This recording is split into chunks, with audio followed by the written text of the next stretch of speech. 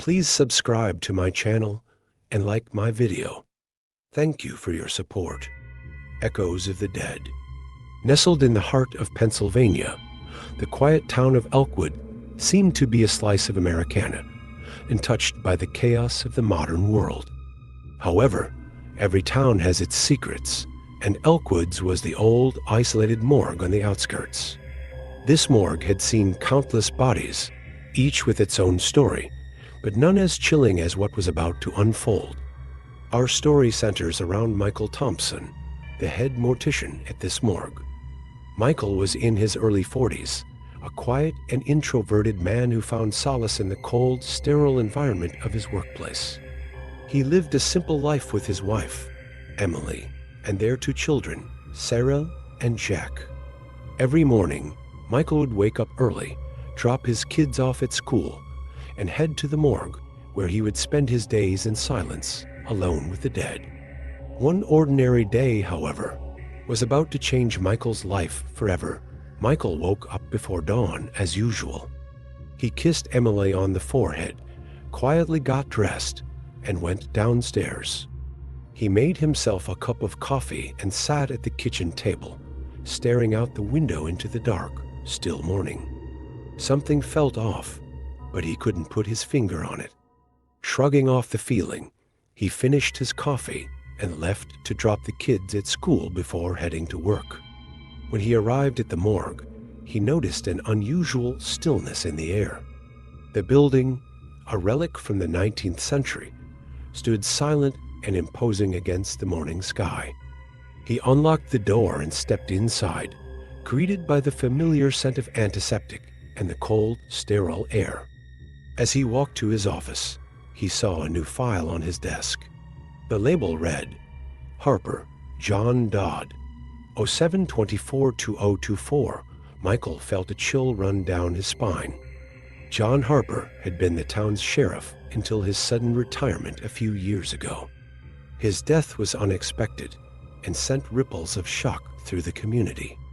Michael took a deep breath and prepared himself to conduct the autopsy. He wheeled the gurney into the cold room and uncovered the body. John Harper's lifeless form lay before him, but something was wrong.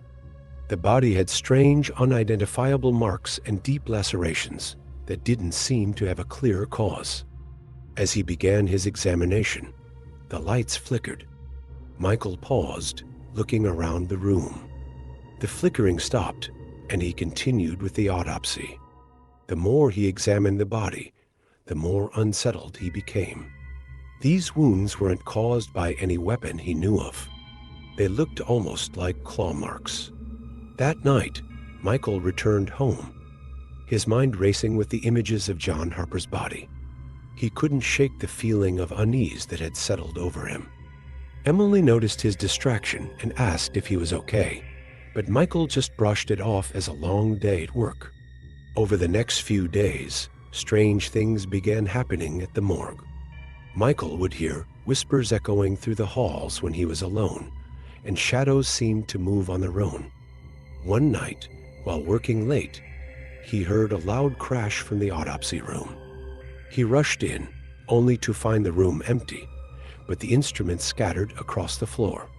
Determined to get to the bottom of these occurrences, Michael started researching the history of the morgue and the town. He discovered that the morgue had been built on the site of an old asylum, which had burned down under mysterious circumstances in the late 1800s. The asylum had housed many troubled souls, and rumors of inhumane treatments and experiments had circulated for years. One evening, Michael found an old journal hidden in the morgue's basement. It belonged to Dr. Harold Sinclair, the asylum's head physician. As he read through the journal, Michael's blood ran cold.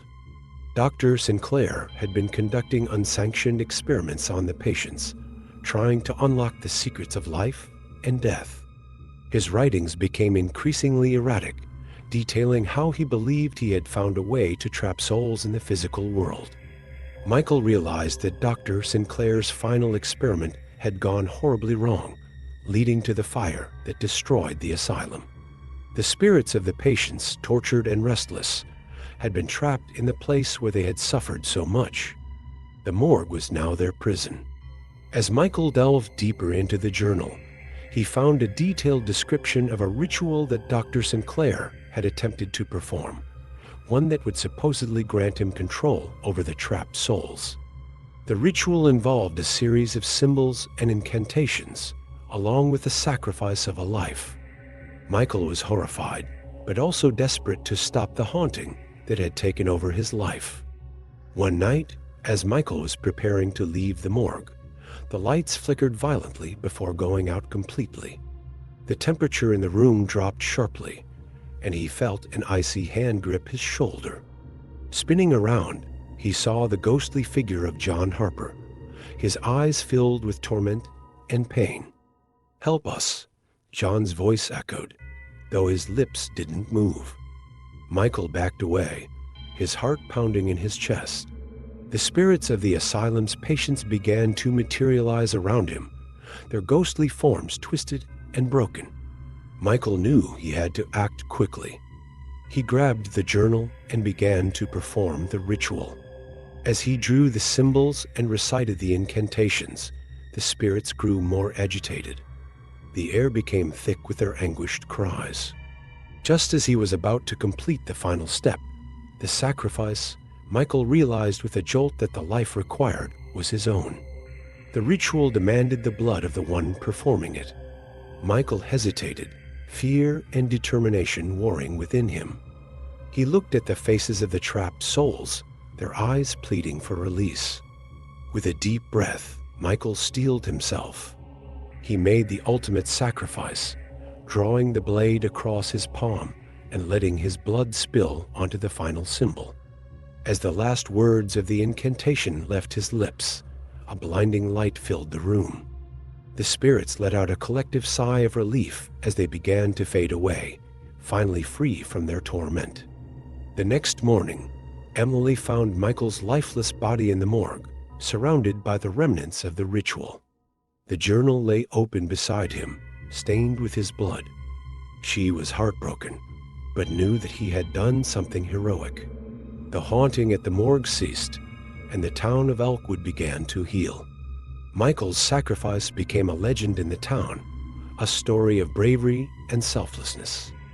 The morgue was eventually closed down, left to stand as a silent reminder of the horrors that once took place there. But some say, on quiet nights, if you listen closely, you can still hear the faint echoes of the souls Michael freed, whispering their gratitude to the man who gave his life to save them. The morgue. Samuel Bennett worked as a mortician in a small town in Alabama. Samuel, who loved silence and solitude, had accepted death with a peculiar sense of peace since childhood. His father owned a funeral home, and Samuel had grown accustomed to the cold face of death from a young age. However, one night, the events that would unfold would shatter his calm world. The morgue where Samuel worked was located in the basement of an old hospital in the outskirts of town. Every night, amidst hours of silence, he would spend time with the dead, wash the bodies, prepare them for their final journey, and sometimes ponder the deep mysteries that death brought.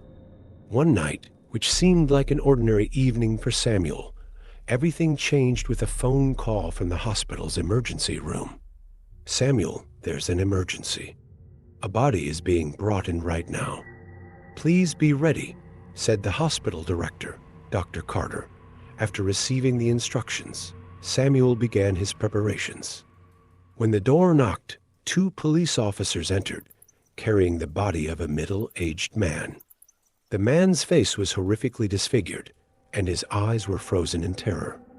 "What is this man's name?"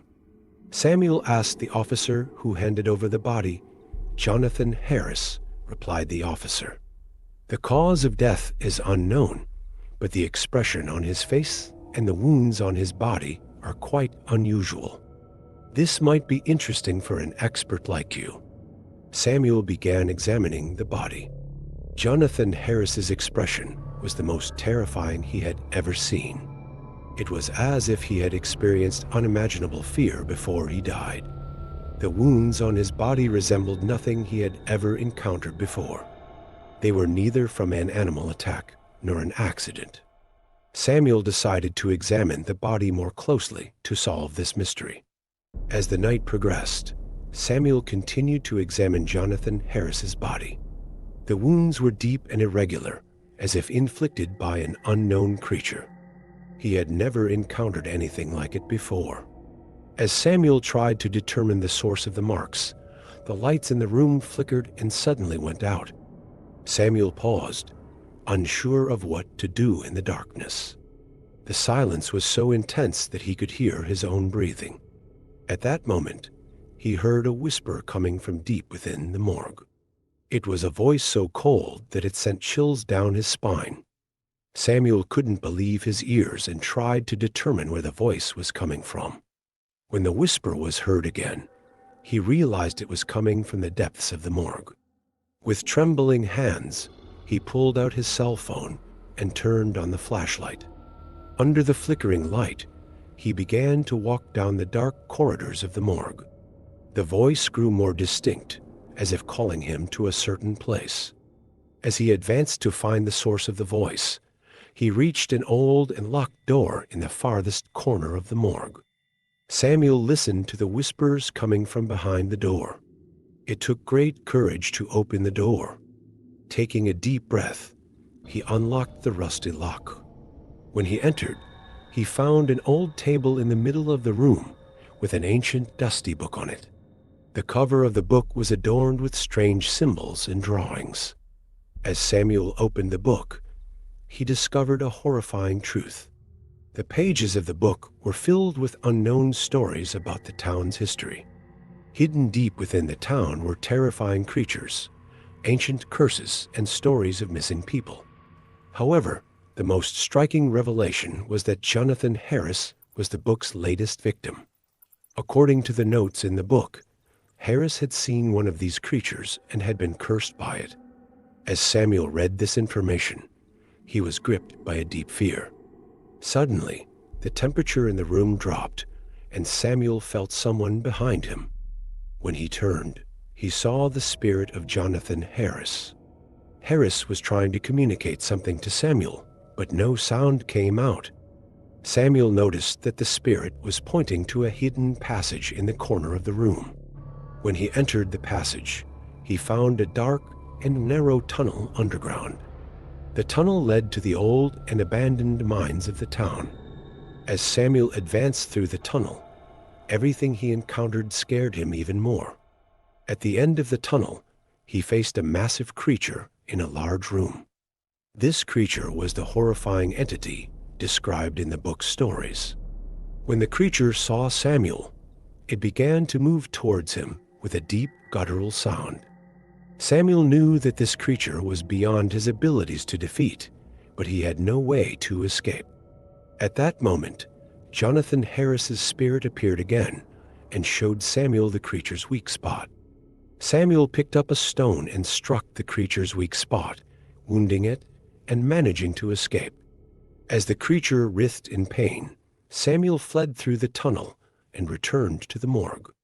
However, upon his return, the morgue's doors closed and everything seemed to have changed. It was as if the room was reliving Jonathan Harris's moment of death. Observing everything in the room, Samuel realized that the creature was just a symbol and the real danger was much closer. When Samuel realized the true danger, he understood that the entire town was under the influence of this curse. The creature was only the beginning, and the curse was a darkness spreading throughout the town. Jonathan Harris's death was just a part of this curse. Samuel decided to find a solution to stop this curse in the depths of the town. Following the clues in the book, he went to the town's oldest church. In the church basement, he found a parchment with an ancient ritual written on it to stop the curse. He gathered the necessary materials and began performing the ritual in the old ceremony room of the church at midnight. During the ritual, strange events began to occur throughout the town. When Samuel recited the final prayers, there was a massive explosion inside the church, and the cries of cursed spirits echoed. However, Samuel successfully completed the ritual, stopping the curse. When everything was over, Samuel emerged from the church basement and saw that the outside world had returned to normal. The townspeople were free from the curse's influence. Samuel took a deep breath and headed home. However, when he arrived, he saw the spirit of Jonathan Harris at his door. Jonathan Harris thanked Samuel and finally found peace, disappearing into the night. Samuel realized how much this experience had changed him. However, for the rest of his life, he would always feel the shadow of the curse looming behind him. Because some curses can never be completely eradicated, only suppressed for a while. The next morning, Samuel woke up and decided to check the town to ensure the curse had truly ended. Seeing everything normal and the townspeople returning to their lives relieved him. Yet, the unease within him persisted. One night, while working in the morgue again, there was a knock at the door. A young woman entered. She was a journalist investigating the town's history and had heard about Samuel's experiences. She wanted to interview him. Samuel decided to share his story. After Samuel recounted the whole story, the woman showed him something. She had an ancient document belonging to the town's deeper past. This document revealed that the curse described in Samuel's book had a much deeper history. The woman told Samuel that it was possible to completely eradicate the curse, but he needed to dig deeper. With this new information, Samuel found his courage.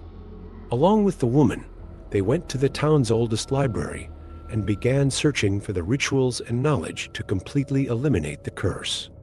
After days of research, Samuel and the journalist discovered a ritual that could completely destroy the curse. Samuel and the woman gathered the necessary materials and went to the town's deepest forest to perform the ritual. In the heart of the forest, they found the ruins of an old temple. This ruin was where the source of the curse was hidden. As they began the ritual, strange things started happening around them. Summoning all his courage, Samuel completed the final stages of the ritual. When he spoke the last words, the darkness around them suddenly dissipated, and a great light exploded. Samuel and the woman saw the ancient spirits within the temple finally finding peace, and the curse being completely lifted. When they returned to the town, they noticed that everyone was living in peace, and that no dark shadow remained. Samuel had finally rid himself of the unease within him. After successfully eradicating the curse, Samuel opened a new chapter in his life. While continuing his job at the morgue, he also began supporting those investigating the town's history and those seeking help.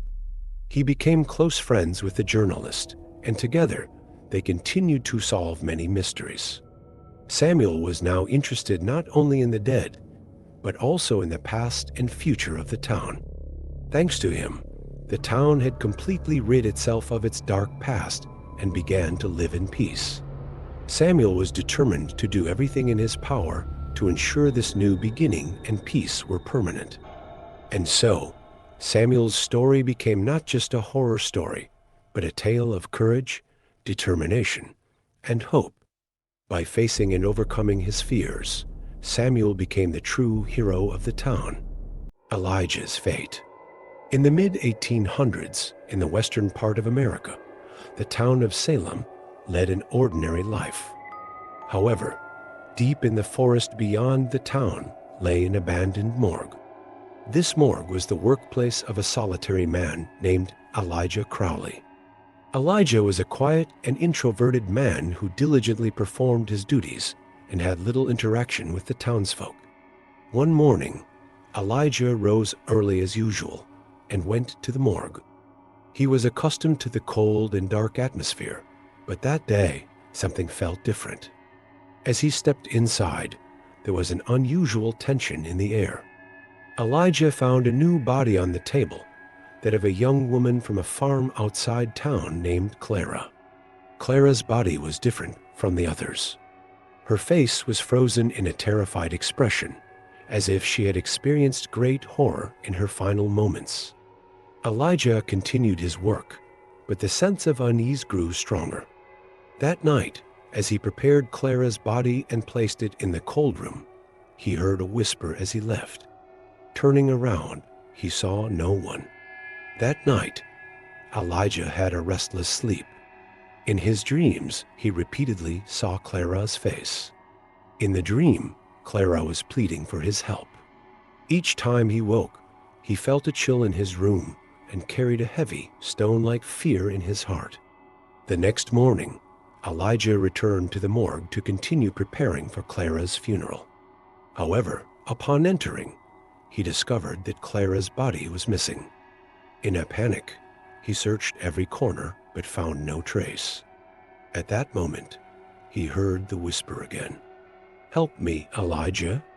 As Elijah tried to understand Clara's disappearance, strange events around the morgue increased. Doors opened on their own at midnight, scratching sounds came from the walls, and Elijah found it increasingly difficult to sleep. With each passing day, he began to feel Clara's spirit around him more distinctly. One night, Elijah saw Clara's spirit in the room. Her eyes looked at him, pleading for help. Elijah realized that Clara's spirit needed to find peace, but he didn't know how to help. He thought of the town's old seer, Madame Flora, who might be able to assist. Madame Flora had lived in the town for many years.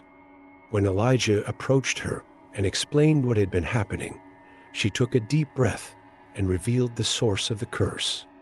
Clara's spirit would not rest until the secret behind her death was exposed. Elijah decided to investigate the farmhouse where Clara had died. Upon reaching the farmhouse, he felt a dark and somber atmosphere inside. In Clara's room, he found a journal.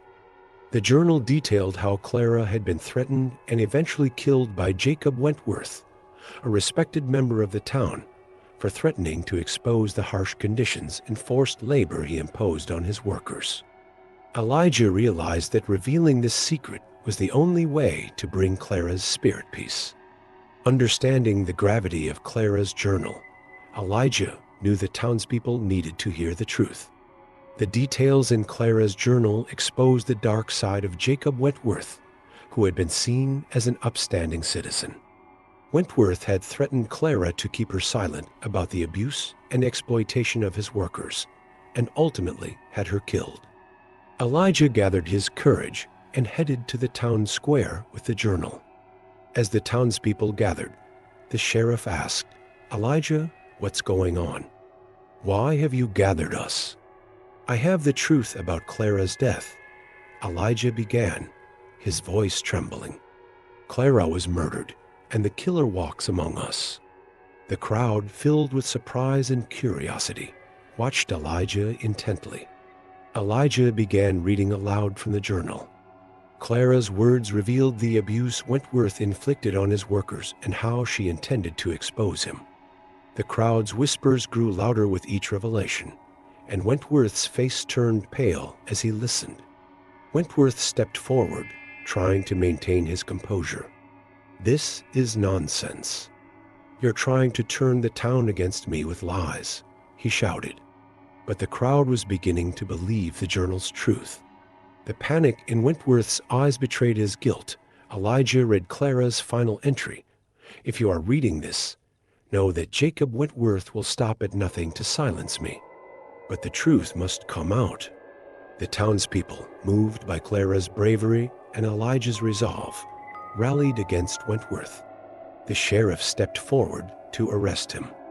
Wentworth tried to resist, but found himself powerless against the town's united call for justice. Wentworth was tried and found guilty of Clara's murder. Justice was served, and Clara's spirit finally found peace.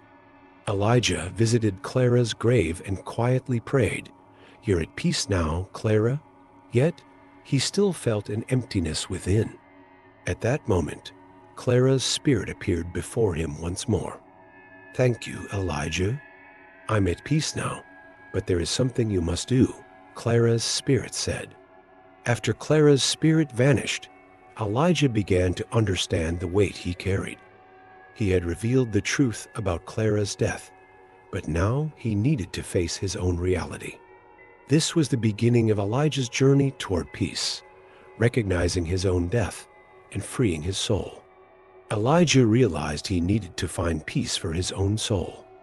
He went to Madame Flora, explained his story, and with her help, found rest. Elijah's body was found in the morgue, with a peaceful expression on his face. Salem never forgot Elijah's story. The morgue ceased to be a place of fear, and the townspeople breathed easier knowing Elijah's soul was at rest. Yet, in the silence of the night, a whisper could still be heard. "Thank you, Elijah. I'm at peace now." This story of Elijah Crowley's dark fate and his confrontation with his own truth remained a haunting and unforgettable tale, passed down through generations in the town of Salem. The Curse in the Morgue. In the year 1885, in the quiet and small town of Waynesboro on the west coast of America, Nathaniel Hawthorne was the town's only morgue attendant. Nathaniel managed this profession, which he had inherited from his family, with great dedication. The morgue was located in a small old building on the outskirts of the town. Over the years, this building had been the subject of many rumors. Some said it was haunted by spirits, while others claimed it were the marks of horrific events from the past. Nathaniel was a logical and calm man who did not pay attention to these rumors. As always, he woke up early that day, drank his coffee, and headed to the morgue. He greeted other townsfolk as he passed by. When he reached the door of the morgue, he felt a slight chill inside. This was due to the old structure of the building. But that day, the chill felt different, colder somehow. Throughout the day, Nathaniel continued his usual routine, accepting the bodies brought in and recording their details. However, that afternoon, one particular body stood out. Mrs. Abernathy, an elderly woman who lived on the outskirts of town, had been found dead in a forest. The corpse had a frozen expression of terror on its face, and Nathaniel felt disturbed by this sight. While preparing Mrs. Abernathy's body, he noticed a strange mark on her neck. This mark resembled some kind of symbol, and Nathaniel couldn't understand its meaning. After preparing and placing the body, he tried to forget about the mark, but it somehow lingered in his mind. That night, before Nathaniel left the morgue, he heard a strange noise in one of the rooms. At first, he thought it was just the wind, but the sounds continued and grew louder. The whispers coming from behind the thick doors made Nathaniel's hair stand on end. After listening for a while, he realized the sounds had stopped, quickly closed the door, and left. When he arrived home, his wife Emily noticed the worried look on Nathaniel's face and asked what was wrong. Nathaniel explained the sounds he had heard in the morgue, but Emily suggested it was just due to fatigue and that he should rest. However, Nathaniel knew the sounds were real and decided to be more cautious when he returned to the morgue the next day. The next day, when Nathaniel returned to the morgue, he found an old newspaper clipping. The clipping described how, years ago, a doctor who lived in this building had conducted horrific experiments. The doctor had tried to revive the dead through various experiments, but had failed. As Nathaniel read this information, he realized that this building had been the center of terrifying events in the past. That same day, a young woman who was a relative of Mrs. Abernathy came to the morgue to see the body. When the woman saw the mark on Mrs. Abernathy's neck, she was horrified and said it was the symbol of a curse.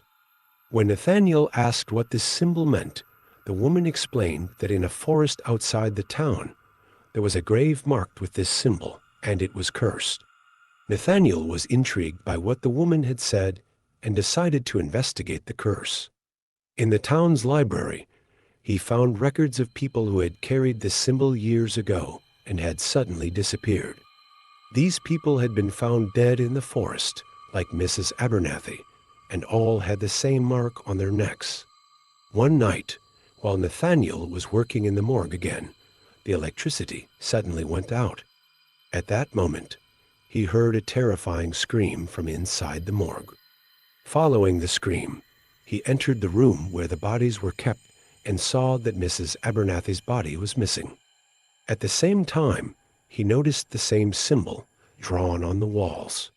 These symbols further confused Nathaniel. While trying to figure out where the body had gone, a shadow suddenly appeared behind him. Nathaniel quickly turned to see the source of the shadow, but saw no one. However, the cold and somber feeling that hung in the air made Nathaniel realize he was not alone. After a few seconds filled with fear, he refocused on the symbols on the walls. These symbols pointed to the source of the curse, and Nathaniel realized he could not rest until he found out what it was. The next morning, Nathaniel went to Mrs. Westcott, the oldest person in town, and asked her about the symbol and the curse. Mrs. Westcott had heard about what happened to people who carried this symbol in her youth, and explained that the curse had begun years ago when a witch was killed in the forest. Before dying, the witch had cursed the town, and this curse had affected the descendants of those who killed her.